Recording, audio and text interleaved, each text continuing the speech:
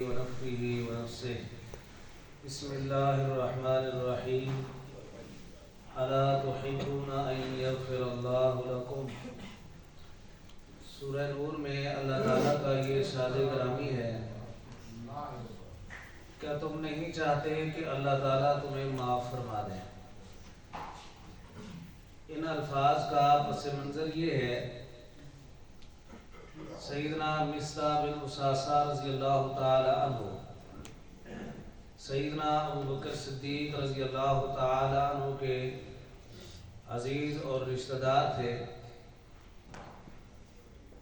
غریب ہونے کی وجہ سے سیدنا ابو بکر صدیق رضی اللہ تعالی عنہ کی کفالت میں تھے، وہ ان کے جملہ اخراجات برداشت کرتے تھے۔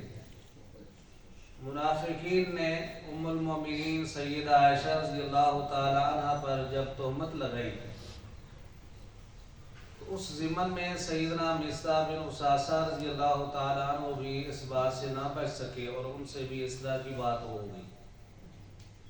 سیدنا ابو بکر صدیق رضی اللہ تعالی عنہ کو پتہ چلا تو انہوں نے ان کی جو کفالت کرتے تھے اور اخراجات برداشت کرتے تھے، قسم اٹھا کر کہا کہ میں ان پر خرچ نہیں کروں گا۔ اللہ سبحانہ و تعالی نے وحی بھیج کر تنبیہ فرمائی کہ وَلَا يَأْتَلِ مِنْكُمْ أُولُو الْفَضْلِ وَالسَّعَةِ، کہ جن کو اللہ تعالی نے فضل اور وسعت سے نوازا ہے وہ یہ قسمیں نہ اٹھائیں کہ اپنے عزیزوں اور رشتہ داروں پر خرچ نہیں کریں گے، اور ساتھ ہی فرمائے کہ الا تحبون ان یغفر اللہ لکم، کیا تم نہیں چاہتے کہ تمہیں اللہ معاف فرمائے؟ یقیناً ہم سب چاہتے ہیں کہ اللہ ہمیں معاف فرمائے۔ تو اللہ تعالیٰ نے یہ اشارہ دیا ہے ان الفاظ میں کہ جب تم یہ چاہتے ہو کہ اللہ تمہیں معاف کر دے تو تم آپس میں بھی تو ایک دوسرے کو معاف کرنے کا مادہ پیدا کرو۔ تم آپس میں ایک دوسرے کو معاف کرو گے تو اس کے نتیجے میں اللہ تعالیٰ تمہیں معاف فرمائے گا۔ ایک تو ہے کہ اللہ تعالیٰ سے انسان خود معافی مانگے، وہ اعمال سر انجام دے جن کے کرنے پر معافی کی نوید اور بشارت دی گئی ہے، تو ان میں سے ایک عمل جو ہے شریعت نے ہمیں یہ بھی بتلایا ہے کہ ہم آپس میں ایک دوسرے کو معاف کرنے والے بن جائیں تو اللہ تعالیٰ اس کے نتیجے اور بدلے میں انسان کو معاف فرما دیتا ہے۔ اور یاد رکھیں، بالخصوص انسان کو رشتہ داروں، قرابت داروں اور عزیزوں کے معاملے میں اس معاملے کے اندر انتہائی محتاط رہنا چاہیے۔ قرآن پاک کے اندر اللہ تعالیٰ نے اپنا حق عبودیت جہاں بھی ذکر کیا ہے، اپنے حق عبودیت کو ذکر کرنے کے بعد اکثر مقامات پر صلہ رحمی کا حکم دیا ہے، رشتہ داری کو ملانے کا حکم دیا ہے۔ اعبدوا اللہ ولا تشرکوا بہ شیئا وبالوالدین احسانا، اللہ کی عبادت کرو، اس کے ساتھ شرک نہ کرو، ساتھ ہی اللہ نے فرمایا کہ والدین کے ساتھ احسان کرنا ہے، رشتہ داروں اور قرابت داروں کا خیال رکھنا ہے۔ تو پیارے پیغمبر صلی اللہ علیہ وسلم کی سیرت پر ہم غور کریں اگر، تو آپ صلی اللہ علیہ وسلم اس حوالے سے کس قدر جو ہے وہ رشتہ داری کا خیال کیا کرتے تھے۔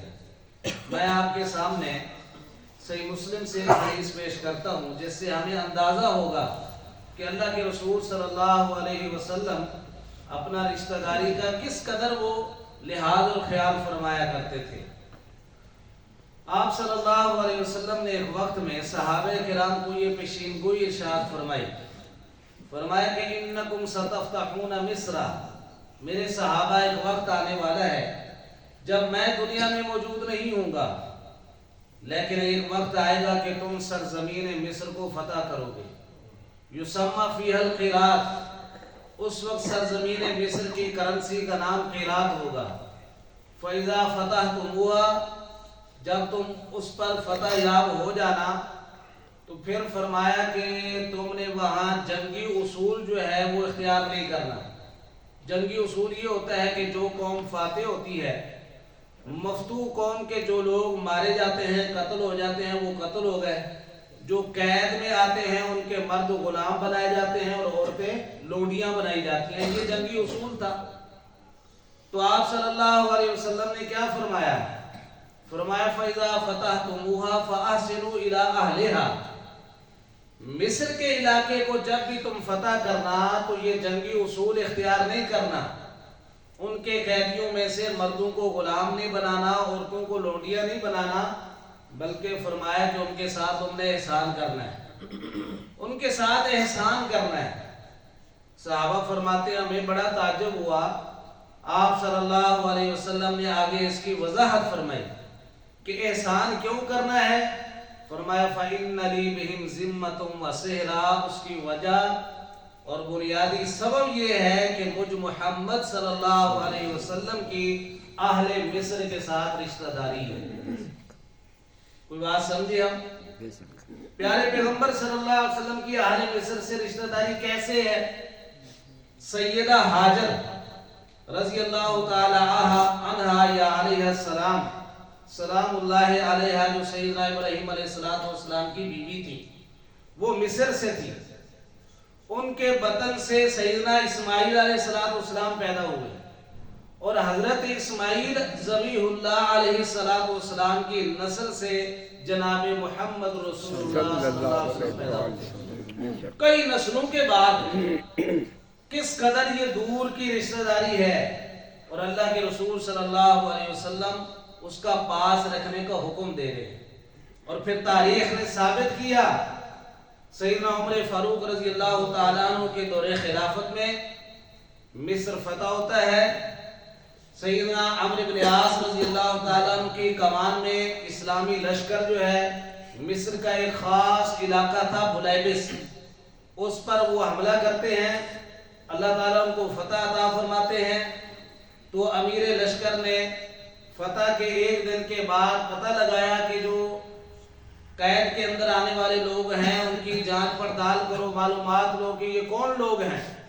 جب جانچ پڑتال کی گئی تو پتہ چلا کہ مصر کا بہت بڑا بادشاہ مقوقس، جس کو اللہ کے رسول صلی اللہ علیہ وسلم نے اپنی حیات مبارکہ میں اسلام کی قبولیت کا خط بھی لکھا تھا، وہ تو فرار ہو گئی یہاں سے.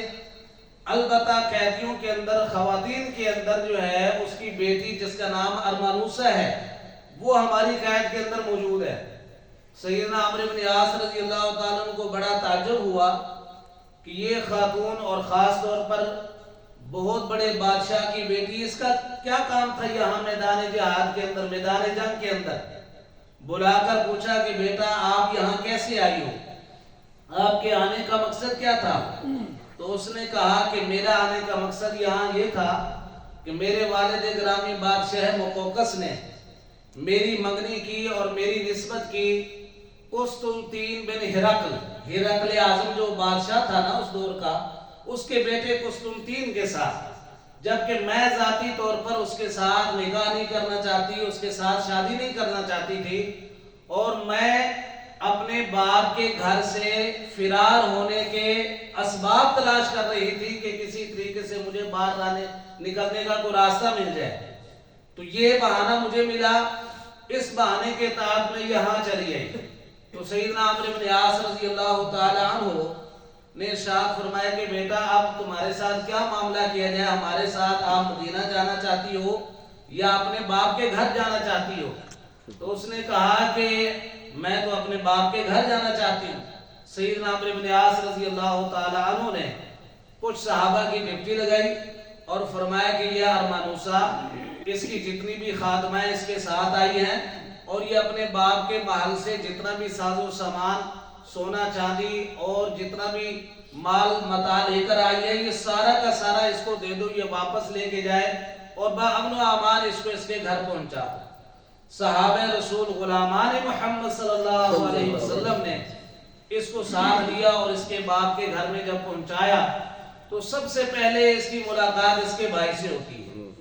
تو بھائی نے ملتے ہی سب سے پہلا سوال یہ اٹھایا کہ ارمانوسا یہ بتلا، عربی نوجوانوں کے خیموں میں تو اتنی راتیں گزار کے آئی ہے، بتلا تیرے ساتھ کیا سلوک اور رویہ انہوں نے اختیار کیا؟ اللہ اکبر کبیرہ. تو وہ کہنے لگی इन्नी आमनु अला नफ्सी व इर्ज़ी फी खैमतिल अरबिय्य मा ला आमनु अला नफ्सी व इर्ज़ी फी क़स्र अबी, कि जिस कदर अरबी जवानों के खैमों के अंदर रहकर मेरी इज्जत की और मेरी जान की हिफाजत गुलामान मोहम्मद सल्लल्लाहु अलैहि वसल्लम ने की है, शायद ये हिफाजत मुझे मेरे बाप के महल में रहकर भी नसीब ना होती। और जब ये जंग हो रही थी तो जंग से पहले हजरत अम्र इब्न आस रज़ी अल्लाह अन्हु ने मुज़ाकरात के लिए अपने 2 बंदे भेजे कि भाई जंग बंदी होनी चाहिए, जंग नहीं होनी चाहिए, कोई सुलह की शक्ल निकालो।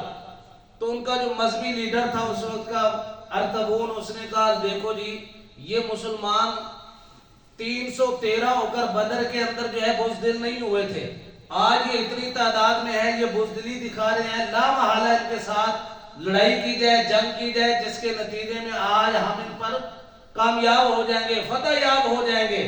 लेकिन उनको पता नहीं था कि सहाबा किराम की ये जो पेशकश पेश करने का मकसद है, इसके पीछे पस मंजर क्या है।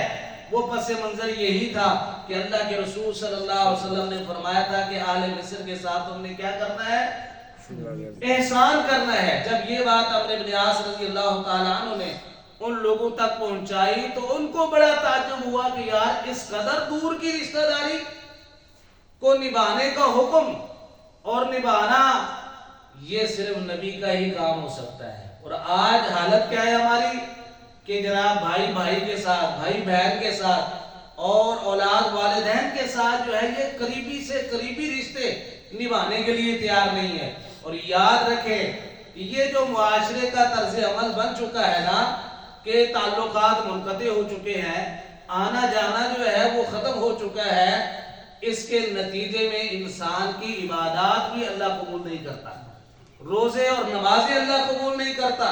ला यंज़िलुर रहमतु अला कौमिन फीहिम क़ातिउर रहिम, जिस कौम और खानदान कबीले और फरमाया कि मुआशरे के अंदर रिश्तों को काटने वाले और खत्म करने वाले और मुनक़ते करने वाले ये जहरीले जरासीम मौजूद हों, फरमाया कि ऐसी कौम और माशरे के लोगों पर अल्लाह की रहमत नहीं आया करती। अल्लाह ताला से दुआ है अल्लाह अहकमुल हाकिमीन हमें अपनी रिश्तेदारियों को मिलाने की तौफीक अता फरमाए। इसके नतीजे और बदले में अल्लाह अहकमुल हाकिमीन हमारे सगीरा कबीरा गुनाहों को माफ फरमाए। आमीन व हमारे